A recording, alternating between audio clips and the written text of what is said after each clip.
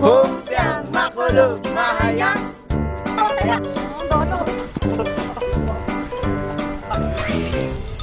Pagbilang ko ng 3, nakatago na kayo. 1, 2, 3.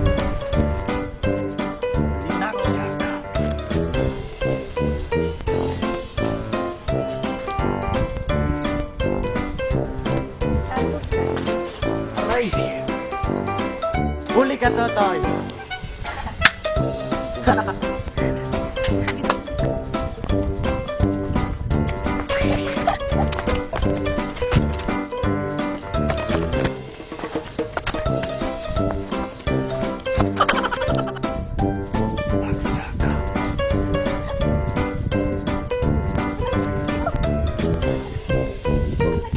Tony, dandan, baka mahulog ka.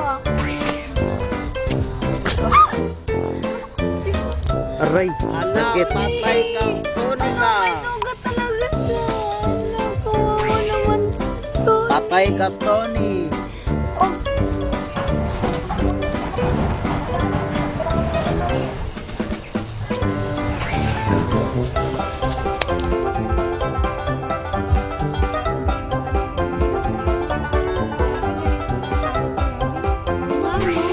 Sana nga.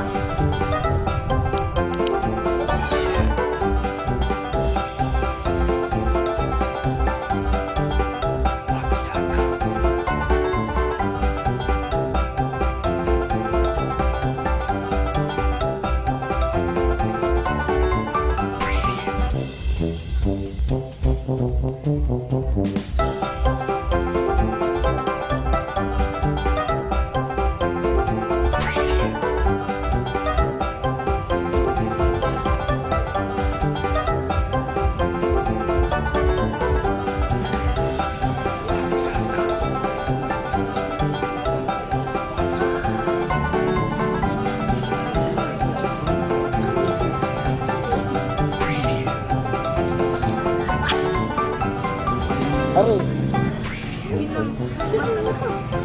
gumising ka.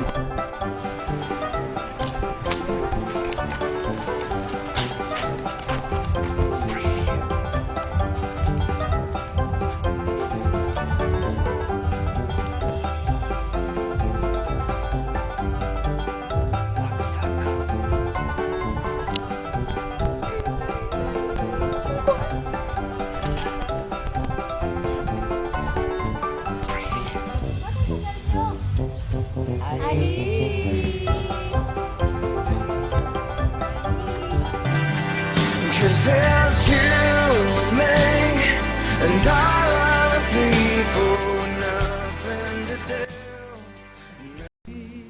The flowers bloom and morning shines and I can see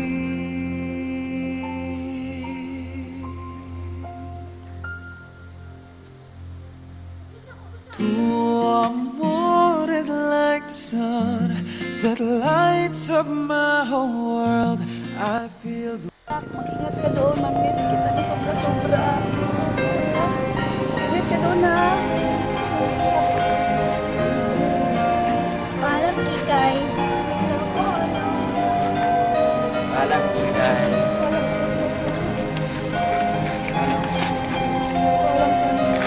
May ka na, anak, baka mahuli ka. Mag-ingat ka doon, ha?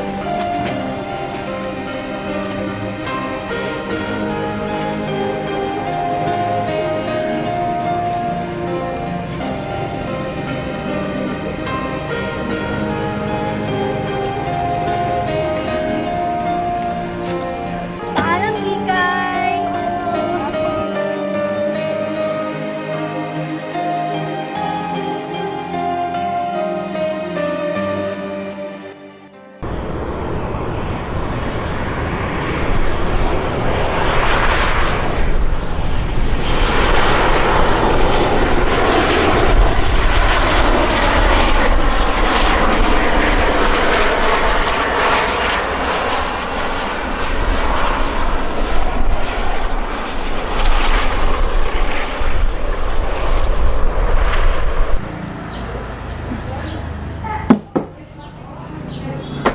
Visitors, nothing but visitors all day long. beginning to feel like a society macho. Tommy, I thought you're in the province. But is that you, Aling Atang? Of course, it's I, foolish boy. Why? You don't like Aling Atang. You look wonderful, Aling Atang. But where is she? Who? Ika, is she at home? She's still sleeping. Still sleeping? Yes, she said in New York people don't wake up until 12 noon. But it's already 10. Besides, she's busy since she came home. Welcome parties here and there. She's spinning like a top. Well, will you tell her I called to welcome her and give this flower? But surely you're not going wet. Wait right there. Wait, don't bother her, Aling Atang. I can come back some other time. Wait right there, Tony. She'll be simply delighted to see her childhood friend. The flowers are beautiful. How expensive they must be. Oh, but they are nothing at all, Aling Atang. Oh, Tony. Yes, Aling Atang. You must not call me Aling Atang. What shall I call him? Oh, Mrs. Mendoza. You must call me Mrs. Mendoza. Yes, Aling Atang, I mean Mrs. Mendoza. Wait, well, I'll call Kikay. Huh? And no, Tony. You must not call her Kikay. What shall I call her? You must call her Francesca. Francesca? Not Francesca, but Francesca. But why Francesca? Because in New York, the way they pronounce her name sounds chichi, so Italian. So make sure not to call her Kikay. Yes, yes, Mendoza. Now, wait a minute while I'll call Francesca. Excuse me. Never mind, Aling Atang. I'll answer it. Just tell them to wait, Tony. Tony! Tondo. You old son of your father! You big Carabao, you? Mayroon ba tayo dyan? You asked me that? And you look like a walking gold mine? How many depots are you looting, huh? Boy, more story there. It's you the police are out looking for. Possible. I'm a reformed character. Come in. Make way for the Tondo boys. Bang, bang. Good to see you, old pal. Here, have a smoke. I heard you're in Bulacan, partner. I am. I just came here to say hello to our dirty guy. Tony, I've been hearing frightful things about that girl. So have I? People are saying that she got crazy now. Oh, she only got in New York. What was she doing in New York? Oh, studying her culture and beauty science, and he got a diploma. Wait, imagine that. Our dear old Kikay. Pardon me, she's not Kika anymore. She's Francesca. Francesca? Miss Tondo had become Miss New York. Our dear old Kika is now an American. Kikay, an American. Ha, don't make that. I know that girl when she was still selling rice cakes. Puto kayo dyan. Bili na kayo ng puto. Remember that when we pushed her in the canal? She chased us all around the streets. Nako, how that girl could fight. Dear old Kikay. Why, it's Totoy! Nina, my own. And Tony too. What's all this? A Canto Boy reunion? We have come to greet the lady from New York. So have I. Is she at home? Aling Atang is trying to wake her up. To wake her up? Is she still dreaming?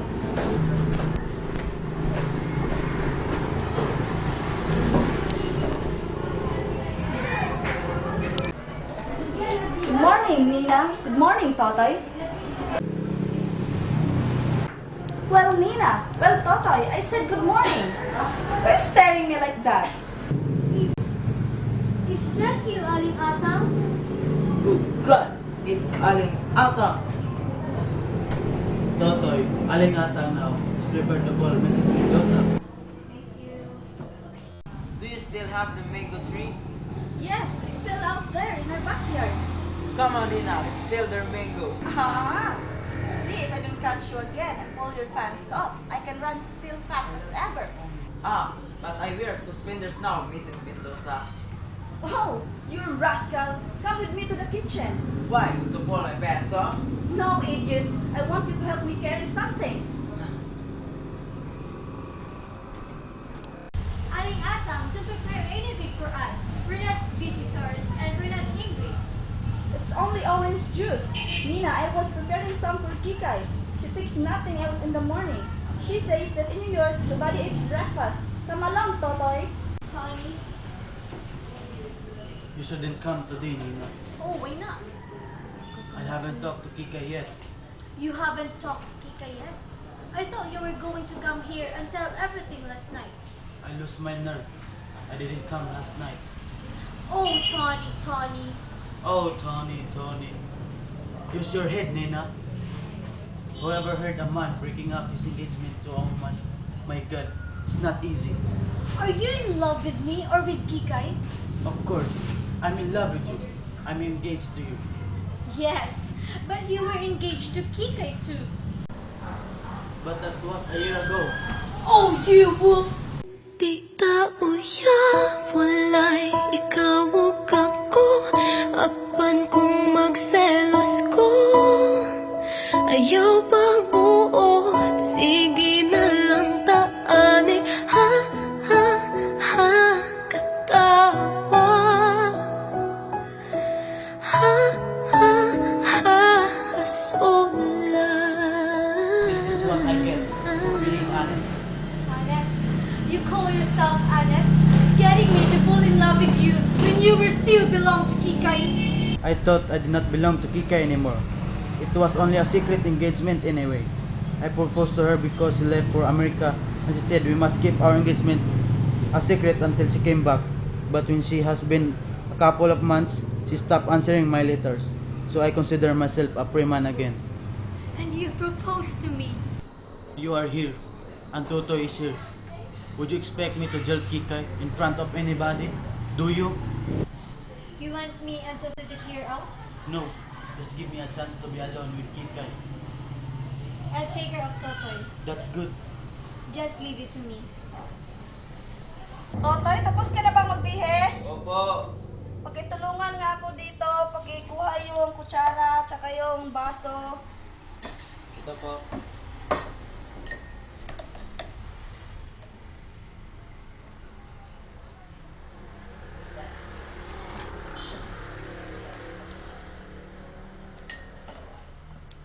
Hindi na kayo ng puto.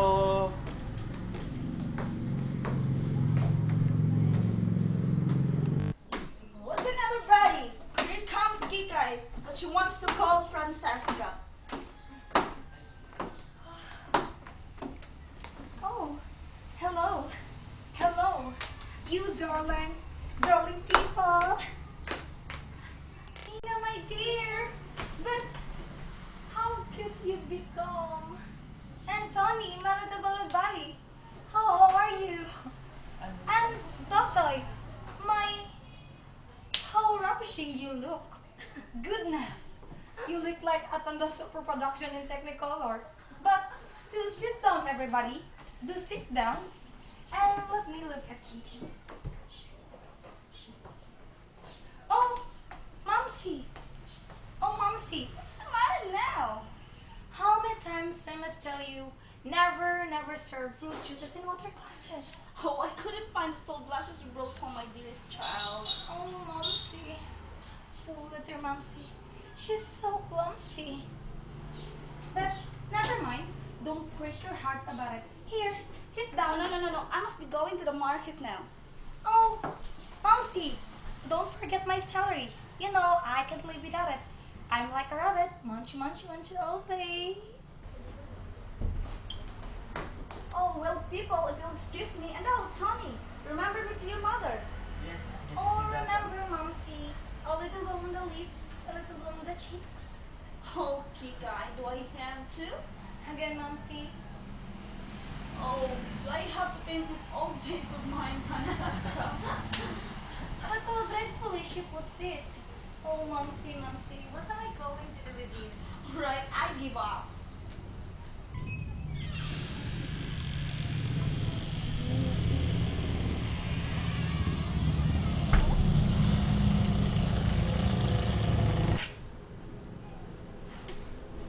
Oh, poor Momsy, she's quiet. No problem. Oh, does anybody have a light?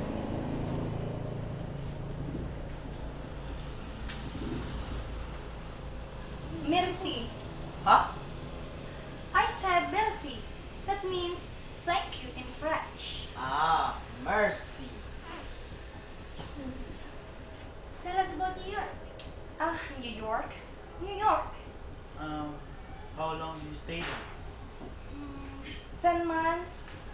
days, 7 hours, and 21 minutes? And she's still there in her dreams. Yes.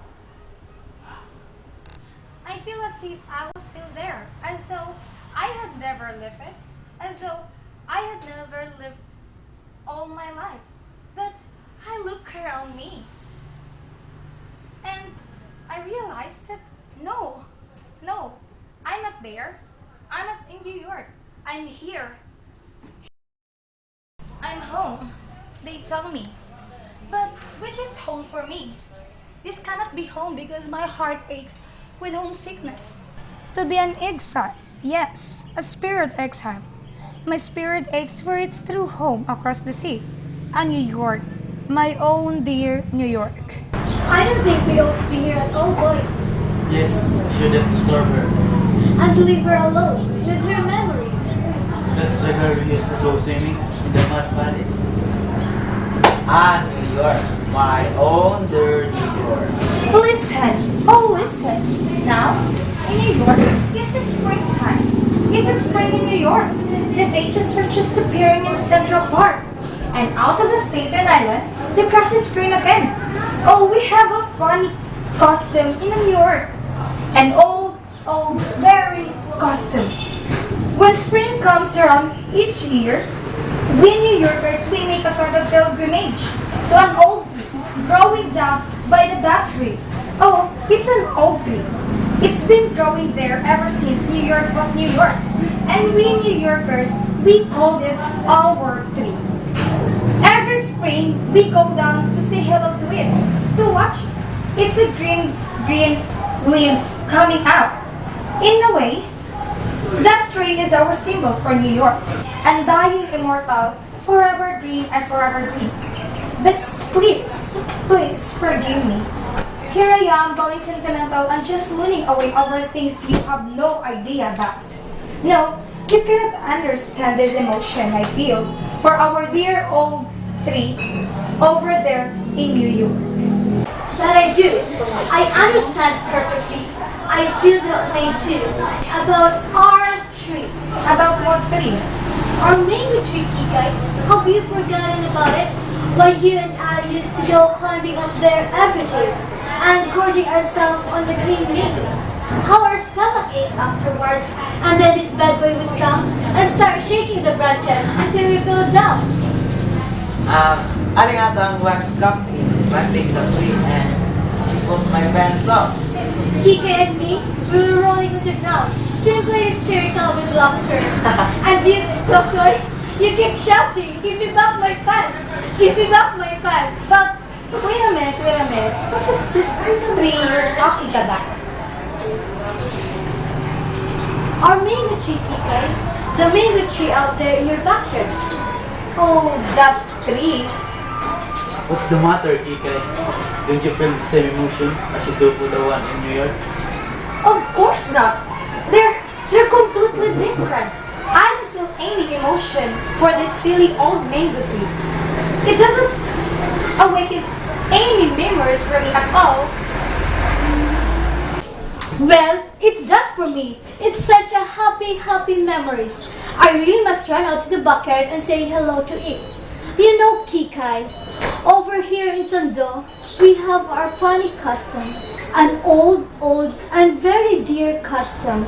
We make a sort of pilgrimage to an old mango tree growing in a backyard.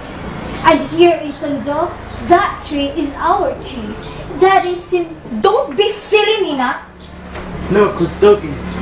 Oh, you people can't understand at all. Of course not. We've never been to New York. That's it. Exactly. Until you've been to New York, you can't understand ever. Oh, believe me. Not to have lived in New York is not to have lived at all. That tree of ours over there, it doesn't stand for kid stuff and childish foolishness.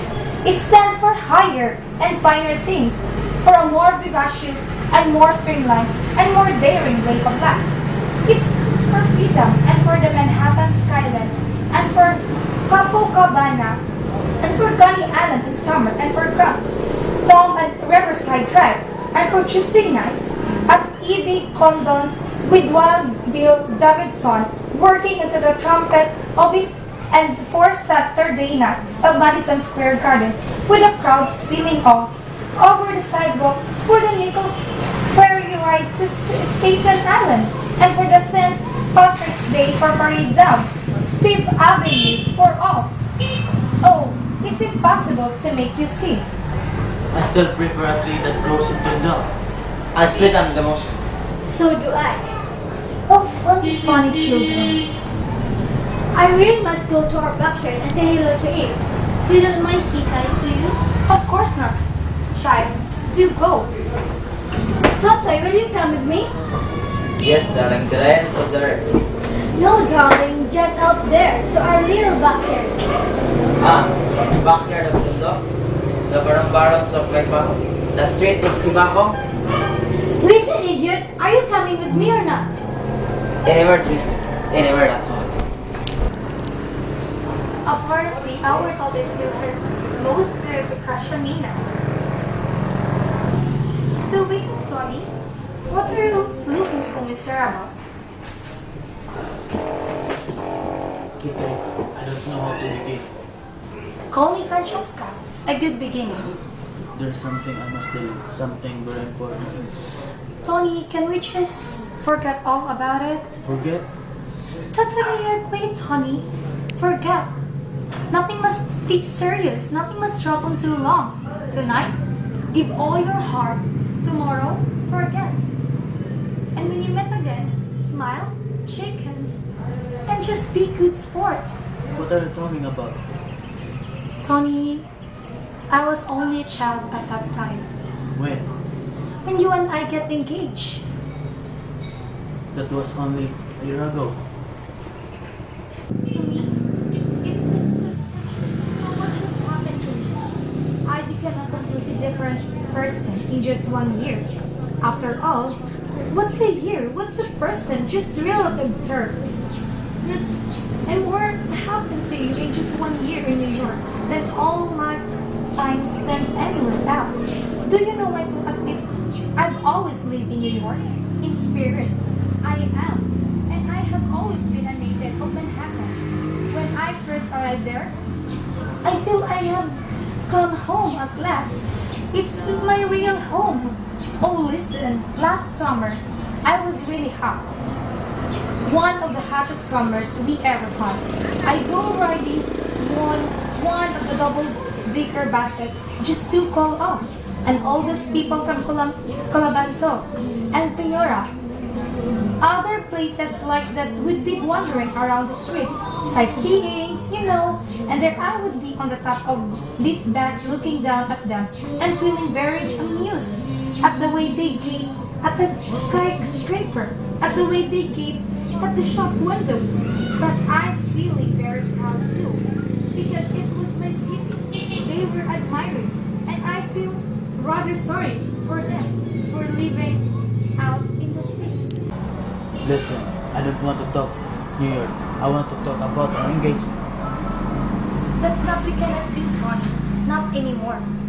Diri na lang kukutok, diri na lang kutaman, dili na kumugukod sa taong kusog mo dagan kay kung tikyo-tikyo wana tayo sanay ay na lang ay nakog ati ka.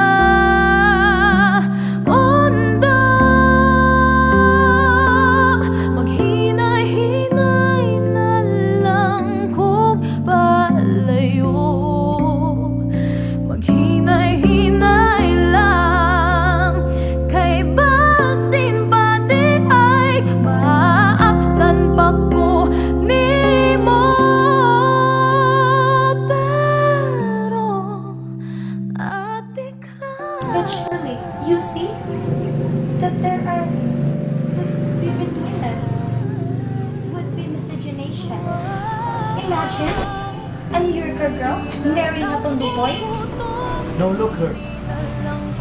I'm sorry if I've hurt you, Tony, but I wanted you to realize how ridiculous it could be if I could be still engaged with you. I'm not going here. I'm being insulted. Hush, Tony, hush. Don't lose your temper. It's so unsafe civilized. People in New York don't lose their temper.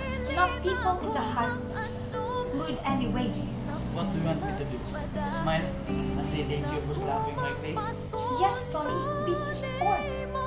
Let's smile, shake hands, and just be firm. Be brave, Tony. Forget that's in your way. You'll find another girl. There are so many goals in the esters, as they say in the Brooklyns. You'll find somebody else, someone more proper for you. If you were not a woman, I'd... Hold it, Tony, hold it. You never hit a woman. What's all this? Nothing. What were you Nothing at quarreling all. about? We're not quarreling. Tony and I decided to be a good friends and nothing more. Tony, is this true? Yes. Oh, good. So we can tell them. Tell us what? What's going on here? Tony and I are engaged. Engaged? Yes, we've been secretly engaged for a month. A month? Why, you, I was trying to tell you, Kikay. you unspeakable cad. Hey, careful there. You're talking to my fiancé. He's not your fiancé. Oh, why not, huh? Because he was still engaged to me when he was engaged to you. Well, he's not engaged to you anymore. You just censor yourself. Oh, but I didn't know all about this. This treacherous business. Oh, the shame of it. Getting engaged to you when he was still engaged to me.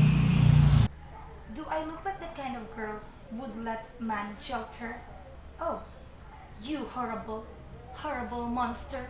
Now remember, Kikay, it's uncivilized to lose one's temper. People in New York lose their temper, not people in the Otmo in a way. I've never humiliated myself with all my life. You beast, I'll teach you how to humiliate me. I told you to leave her alone. He's my fiancé. And I tell you he's not. You ought to be ashamed of yourself. You're just being a dog in a manger. You ought to be ashamed of yourself too.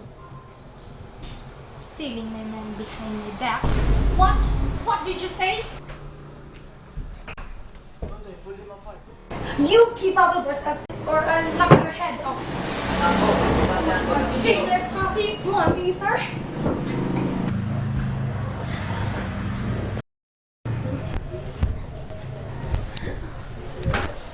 Why did you suck her? What? She hit me first. Look, what have you done to her? Are you trying to defend her? You never defended me. Shut up. I hate you. I hate you. Shut up or I'll bash your mouth out. Hey, don't you talk to Nina that way? You keep out of this. He's more of a gentleman than you are. He defends me. You take your hands off her. I told you to keep out of this. Toto, you saved my life.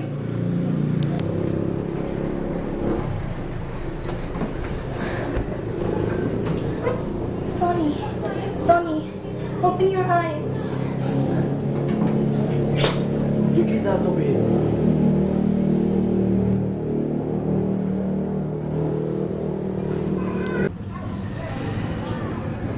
Toto, you take me away from here. Are you still engaged with him? I hate him. I never want to see him again in my life. Good, come on, let's go. Hey, Don't you speak to me, you brute. I wasn't talking to you. Don't you speak to me, either you have insulted the woman I love. Oh, Toto, why have you never told me? Well, now you know. Congratulations. Let's go, darling. I don't like the smell around here. No, you're ruining my life. I'm looking satisfied. I have ruined your life. You ruined mine. What you need is a good sponge. Don't you come near me. You come boy. Don't worry. I would not touch your 10-foot pool. And I wouldn't touch you 20-foot pool. Just 1 year in New York and you forget your old friends. Just 1 year that I'm in Europe. And what do? You engage to other women. You promised me to wait for me. What And are you I crying believe you. about? I believe Be you. brave. Forget. That was the New York trip. Nothing must be serious, nothing must drag so long. Oh, Tony. I've been such a fool. I'm so sorry. Tony, I'm so sorry. Let I find out what kind of person are you. You're wrong, Tony. You're wrong. I'm not that kind of person at all. Oh, person? It's a relative term, huh? Oh, Tony. That was Francesca saying those old silly things. But Francesca exists no more. She's dead. The girl standing beside you is Kikai. In that silly dress? Yes, Tony, it's true. I'm Kikai. Remember me? When we used to swim when we were kids? I'm come back, Tony. If I were right, I was engaged to a name Kikay. Yes, you still engaged with her, Tony. Welcome home, Kikay. This time I'm not gonna let you slip away. This time I'm not gonna let another day go by without holding you so tight, without treating you so right. This time I'm not gonna let go of your love. This time I promise you that we'll rise above it all, and I will never let you fall. I'm gonna give you my heart. Francesca, don't be angry, but I can't find any salary. That was Francisca, Alinata. Francisca was dead. And the girl before you is Kikay. But Kikai is Francesca. Oh no, Inay. I'm not Francesca. I'm Kikai. Oh, I give up. I'm so sorry, Tony, for what I've done. Can we dance? This time I'm not gonna let you slip away. This time I'm not gonna let another day go by without holding you so tight, without treating you so right. This time I'm not gonna let go of your love. This time I promise you that we'll rise above it all, and I will never